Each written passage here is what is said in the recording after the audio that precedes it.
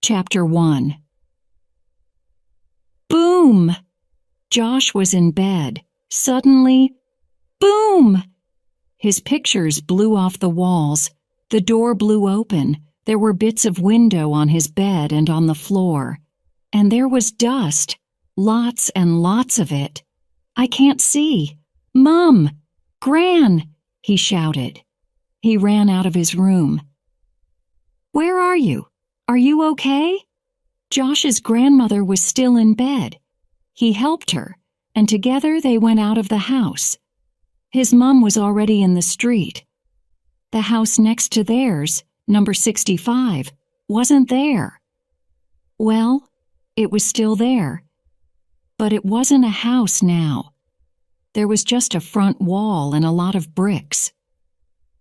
Josh and his family waited and watched. The people from the other houses in the street were there too. Suddenly, the front wall came down.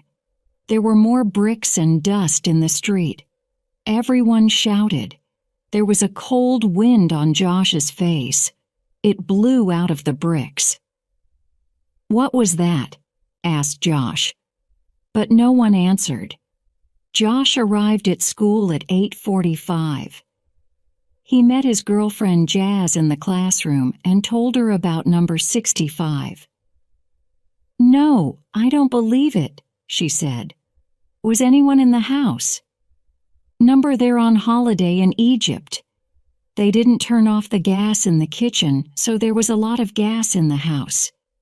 Then something turned on, a light or something, and boom, the police think." But Josh didn't finish. There was a face, a girl, next to the door.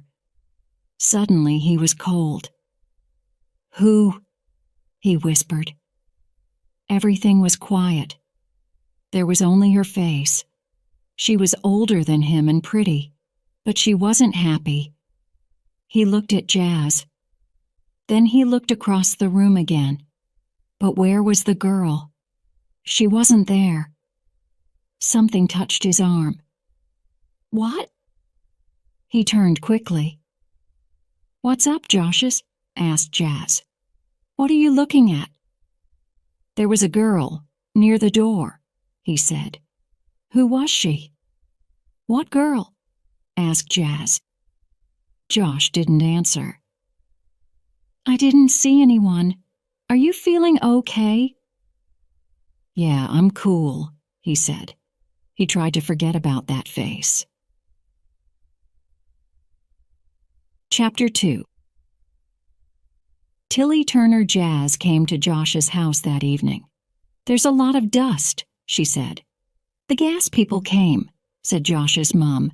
"They cleaned the house, but it's still dirty." "Well, we're luckier than the people at number 65, said Gran. Josh ran down from his room. "Hi," he called to Jazz. Then he saw her. "Hey, you look fantastic," he said, and smiled. "Bye, Mom. Bye, Gran," he called. "Be home before 11, shouted his mom. They stopped at number 65. Jazz wanted to see it. They looked at the sad, dark place. A wind started to blow. "Let's go to the club," Josh said quickly. "I don't like it here." Together they ran down the road. "What do you want to drink?" Josh asked Jazz at the Waterloo Club. "Just water for me, please," said Jazz. "Oh, look, there's Em. I must talk to her." "Okay," said Josh. He ordered the drinks. There was a DJ tonight, someone from their school, and there were a lot of people in the club. Josh waited for the drinks. His friend Flynn was there. They talked about football. And then across the room, he saw that face again. "Hey, Flynn, who's that girl?" "What girl?" "Look, she's standing next to Jazz. She's got long brown hair, and she's wearing a blue shirt and a white skirt. Her clothes are funny. I don't know, from the 1950s or something. She's looking at us." "I can't see anyone," Flynn laughed. "Did a brick from number 65 fall on your head this morning? Something isn't right." "She is there. It's that girl from school. I saw her this morning. Who is she?" He looked at Flynn. But Flynn just laughed again. They gave Jazz her drink and then watched Outcast on MTV. Well, Jazz and Flynn watched. "This music is fantastic," Jazz said to Josh. "I'm going to buy the new Outcast CD tomorrow. Do you want to come and listen to it at my house?" But Josh didn't answer. "Are you listening to me? What are you looking at?" She was angry. "What's up with you today?" "It's that girl from this morning. What's she doing here?" said Josh. "What girl?" shouted Jazz. "Look, there, she's standing next to the door." "There's no one there, Josh." Jazz walked away angrily. Josh didn't move. "Flynn can't see her. Jazz can't see her. How can I see her?" he thought. He was frightened. The girl was still there. She looked at him and then she walked out of the club. He didn't want to go with her. He wanted to stay at the club. But he followed her anyway. She waited for him in the street, near the club door. She didn't have a coat. "Are you cold?" Josh asked. He was cold too, very cold. But he gave her his jacket. "Let's go. I'm going to walk home with you," he said. "Where do you live?" She didn't answer. She turned and walked across the road. Josh followed. "I don't know your name," said Josh. "Tilly. Tilly Turner." Did she speak? Or did the wind whisper the words? She stopped at the cemetery. "We can't go in there," Josh said. "They close the gate at night." She pointed at the gate, and very slowly, it opened. Chapter 3. The Cemetery at Night. Tilly went into the cemetery and waited. Josh didn't want to go through the gate. "But I can't leave Tilly," he thought. Then he said loudly, "I'm going first." Tilly pointed to a small path. "I often come in here," said Josh, "but not at night. It's different in the dark." It started to rain. They walked next to the graves. Suddenly, something ran across Josh's foot. What was that? Something touched his face. "Yuck, that's wet." He turned to Tilly. She was behind him. "You don't say much. What's up?" he said. He laughed, but he was frightened. Why didn't she talk to him? Tilly pointed to a little path on the right. Wet trees touched their faces. It was very dark. Josh stopped and listened. There were whispers. Who was it? Was it the dead people? The path stopped. "Where now?" Josh asked. Tilly pointed through the trees. "Why are we going this way?" But Tilly just looked at him with her sad green eyes. They started to walk again. "We can't go through here," Josh said.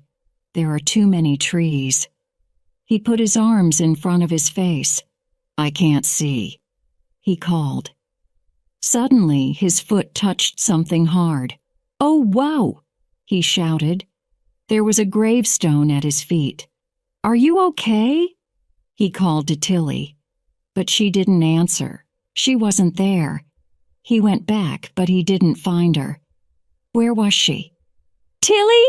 Tilly?" he called, louder and louder. "Where are you?" He ran. "I can't see the path," Josh thought. He ran into a gravestone and cut his nose. "Yow!" he shouted. Then he found a path. But where was Tilly?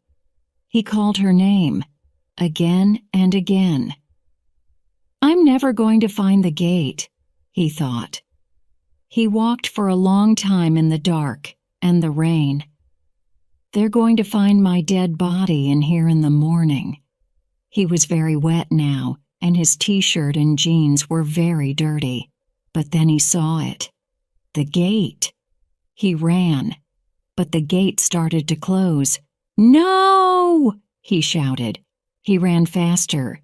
He ran through the gate and bang! It closed just behind him. Chapter 4. I don't believe in ghosts. The next day was Saturday. No school. Josh got up late. What's wrong with me? He thought. Why did I leave a girl in a cemetery, alone, in the dark? He dressed and had some coffee. He didn't want any breakfast. I must find her, he thought. The cemetery was open. It was a nice day and there were a lot of people there. They wanted to see the famous gravestones. But Josh thought about the night before. I didn't want to follow Tilly. Why did I go with her? Is she a... No, of course she isn't a ghost. I don't believe in ghosts. He walked faster. But only I can see her, he thought. Jazz and Flynn can't see her. He was cold and frightened. He looked for the path from the night before. He walked from one end of the cemetery to the other, but he didn't find it. Okay, I'm going home, he decided. Suddenly, he saw something through the trees. It was red. What was it? He followed the path, and then he found it. His jacket. His red jacket. It was on a gravestone. He was happier now. Tilly put it there for me, he thought. She was okay last night. She knew the way out of the cemetery. He took the jacket and turned back, but a cold wind blew across his face. Look, look. The wind whispered in his ear. He looked at the gravestone. Edward Turner, 926 മുതൽ 1973. Turner? He said quietly. Tilly Turner? Edward Turner? Josh went home. His grandmother was in the kitchen. Your face is white, Josh. Is something wrong? He told her everything. I was very frightened, Gran. Well, she said. She gave him some tea. I can understand some of it. I was at school with Tilly. We were friends. We finished school at 14 and went out to work. And then she met a man, Edward Turner. Ed, she called him. No one liked him, but she didn't listen to us. She married him and they moved to the house next to ours, number 65. Ed was older than Tilly, maybe 30. She was only 16. I saw her most days after work. Then I didn't see her for 3 or 4 weeks. She didn't answer the door. One day my mom said, "You know that Tilly Turner? You're not going to see her again. She met a younger man and left. There's only Ed at number 65 now." Good, I thought. Tilly's going to be happier without her husband. Josh said nothing at first. She is a ghost, then, he said after some minutes. He didn't like the idea. But why can I see her? What does she want from me? Some people can see ghosts, said his grandmother. Only a few people. You're very special, Josh. Josh got up from the table. He didn't want to hear this. I'm not special, he shouted, and I don't believe in ghosts. He went out in the afternoon. I must talk to Jazz, he thought. She's going to be very angry with me. He phoned her mobile, but she didn't answer. He stopped at number 65 and looked at the bricks. And then he saw What was it? A door? Something under the bricks. I didn't see that last time, he thought. A cold wind started to blow. Old cans and chocolate papers danced down the street. He put his hands over his ears. "No, no!" he shouted. "I can't help you!" He turned and ran. Chapter 5. The Room Under the House. Josh closed his eyes. He ran down the street and into Jazz. He was right. She was very angry. "Josh, I do not want to talk to you." Josh didn't answer. "Where did you go last night? Why did you go without me? Never." She stopped. Josh's face was white. She looked at his frightened eyes and touched him. He was cold, very cold. "Josh, what's up?" She took his arm. "Josh?" She was sorry now. "Let's go and have a coffee." They walked slowly to a cafe.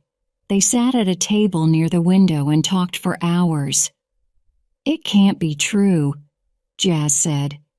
But when she looked at Josh's face, into his eyes, she knew. It was true. "What does Tilly want?" asked Josh. "Let's go and look at number 65, said Jazz. "Maybe the answer's there." It was evening now. They went to Josh's house first and found a torch. Then they climbed over the fence to number 65. The wind started again. They moved some bricks away and found a door there. Josh pulled the door. "I can't open it," he said. "Let's try together," said Jazz. They pulled hard, harder. Suddenly it opened. Bang! They pointed the torch through the door. There was a room under the house. Josh went down first. He took Jazz's hand. "Are you okay?"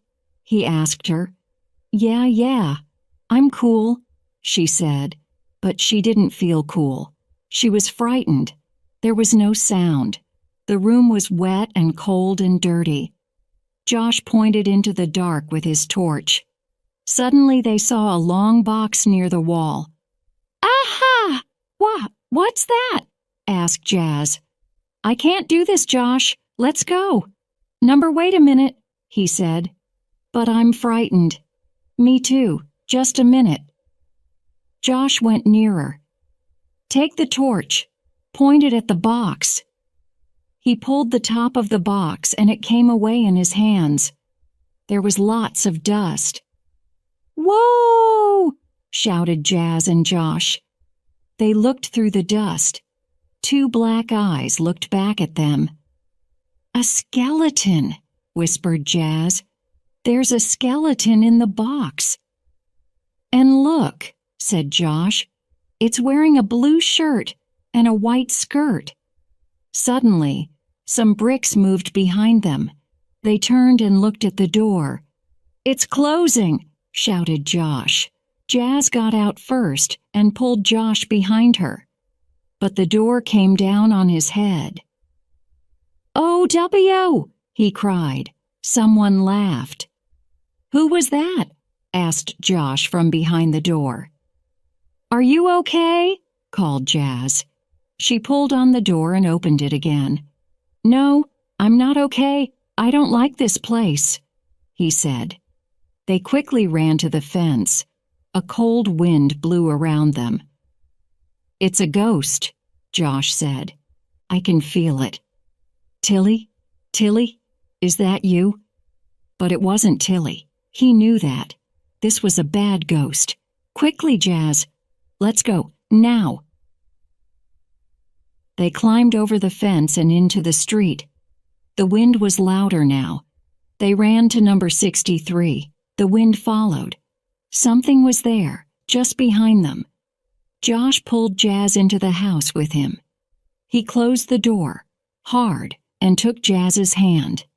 They didn't make a sound. They listened and waited. Slowly, very slowly, the sound of the wind went away. They were safe. Chapter 6. The Ghost Can Leave. In the morning, Josh phoned the police. They came and put a bigger fence around number 65. At 3 o'clock, the skeleton came out. There were lots of TV and newspaper people in the street. They talked to Josh's grandmother. They wanted to talk to Josh and Jazz, but Josh and Jazz didn't come out. A policewoman came to number 63 in the afternoon. "We found her," she said. "You were right, Josh. It is Tilly Turner, and we found something interesting next to her skeleton." She gave him a photo. "What is it?" asked Jazz. "It's a penknife," answered Josh. "Look.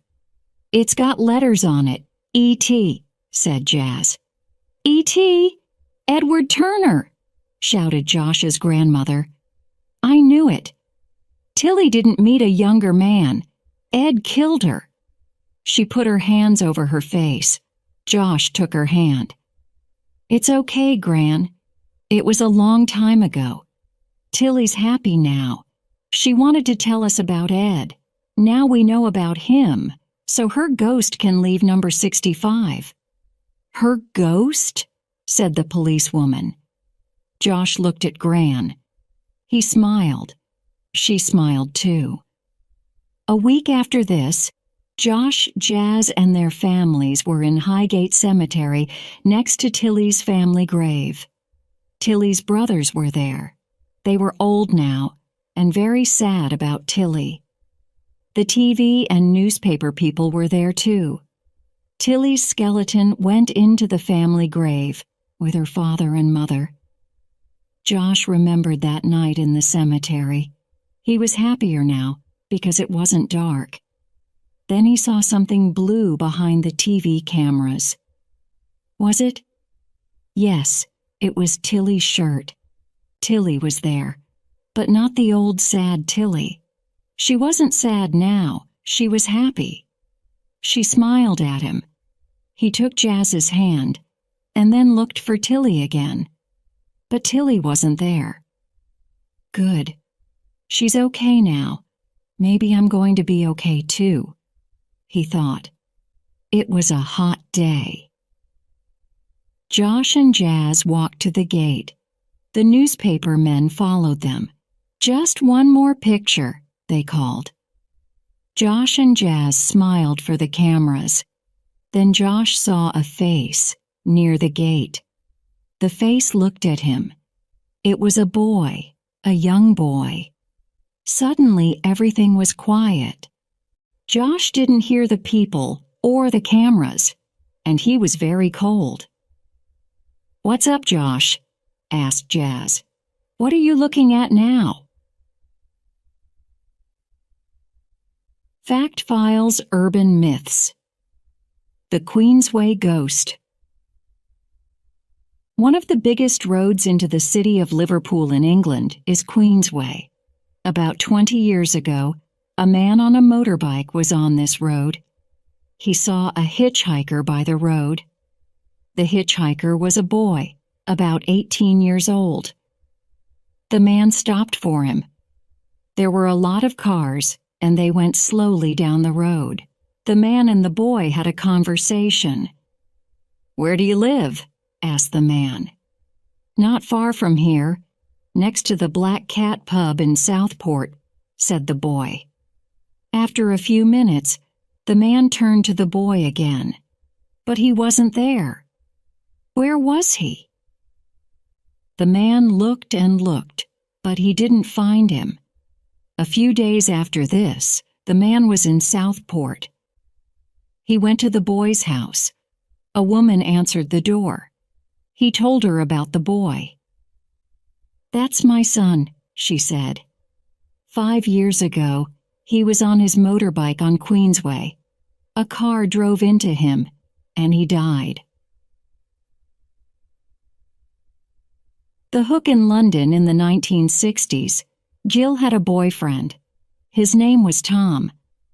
In the 1960s, there weren't many interesting places for teenagers in the evenings. One Friday night, Tom and Jill drove to Crystal Palace Park. It was dark and quiet. Tom turned on the radio. Then he put his arm around Jill. "This is a police message," said the radio. "Police in Crystal Palace are looking for a man with a hook in place of his right arm. Do not go near him. It isn't safe." "Tom, we must leave here," said Jill. "He's not going to come into the park," said Tom. "Everything's okay." He put his other arm around Jill. "Please, Tom, let's go," said Jill. Tom was angry. He didn't want to go. He started the car and drove quickly back to Gil's house. He got out and walked around the car. He wanted to open Gil's car door for her. A-H-H-H-H-H-H, he shouted. Gil got out of the car. There, on her car door, was a hook, creepy castles. "Let's hear from the ghosts." "They call me the Blue Boy. I cry every night at 12 o'clock. People hear me and feel cold. They found my skeleton in 1920 in the wall of the castle. My father hated me. He put me in the wall. He didn't give me any food or water. My mother called my name day and night. I shouted to her, but she didn't hear me. After 3 weeks, I died at 12 o'clock. That was in 1665. Sometimes I come out of the wall and stand by the bed. My clothes are blue. My name's Ella, and I'm 13 years old. I love dancing. I dance all day and all night. One night, about 300 years ago, I danced at the top of the tallest tower in the castle. A wind started suddenly and blew me off the tower. I died. Lots of people come to see the castle now. Sometimes I ask them, "Do you want to dance with me?" But no one says yes. It makes me sad. I'm Mary, Queen of Scots. In 1567, I married my third husband in this castle. But that night, some men came here. They wanted to kill me. I dressed in boys' clothes and left the castle. Luckily, no one saw me. But in 1587, my cousin, Queen Elizabeth I of England, wanted me dead. Her men cut off my head. I still haunt a lot of Scottish castles. At Borthwick, I always wear boys' clothes. Cornwall, land of legend. Cornwall is famous for its empty country and sea storms, and for its stories and ghosts. King Arthur. King Arthur was a British king around 500 years after Jesus Christ. There are a lot of books and films about him, but no one knows the true story. In most of the stories, Arthur came from Cornwall. Tintagel Castle was his first home. The ghost of Merlin the magician still lives near the castle. The spirits of the mine. Long ago, spirits lived and worked in the mines of Cornwall. Then people found the mines and started to work in them. But the spirit miners didn't go away. Tom Trevorrow was a miner at St. Just. He was never happy. One day he heard the spirit miners. "Go away," he shouted at them. "Leave us some cake, Tom Trevorrow," they answered, "or bad things are going to happen to you." Tom had some cake in his lunch bag, but Tom wasn't very clever. He decided to eat it all. He didn't leave any cake for the spirits.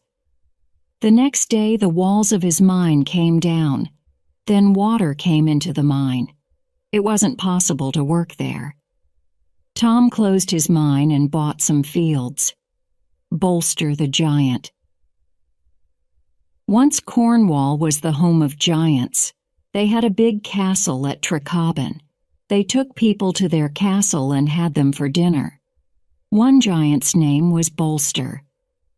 Bolster loved Agnes, and he followed her all the time. She was angry with him.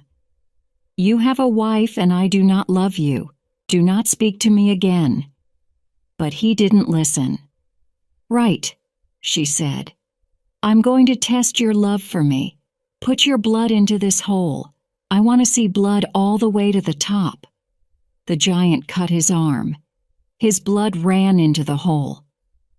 "This isn't going to take long," he thought. But the hole stayed empty. All the giant's blood ran into the hole and he died. Why did the hole stay empty? Black Shuck, dog of the dead. It's cold and dark. It's raining. The wind is blowing. You're walking home on a quiet path. Suddenly you hear feet behind you. Not the feet of a man. These are animal feet. The feet are louder now. You look around and see something black. It's moving. It's coming nearer and nearer. It's a big black dog. Black Shuck. Quick, close your eyes. Don't look into Black Shuck's red eyes, or someone in your family is going to die before the end of the year. Arthur Conan Doyle got the idea for his famous Sherlock Holmes story, The Hound of the Baskervilles, from Black Shuck. The stories about Black Shuck come from East Anglia in England. The land here is flat, wet, and empty. People often see Black Shuck. Sometimes Black Shuck has no head or only one big eye. Here's one story about Black Shuck. Bungay is a small town in East Anglia. One Sunday morning in 1577, the people of Bungay were in church. There was a big storm and the sky was dark. Suddenly Black Shuck ran through the church. There were two people at the front of the church. The dog ran between them, and they were dead. The dog then ran into a third man. Suddenly a fire started around him. He died too. At the same minute, the same thing happened in Blithburg, 10 kilometers away. A black dog ran into the church. It killed 3 people and ran away. Parts of the church door were black from fire. The door is still like that today.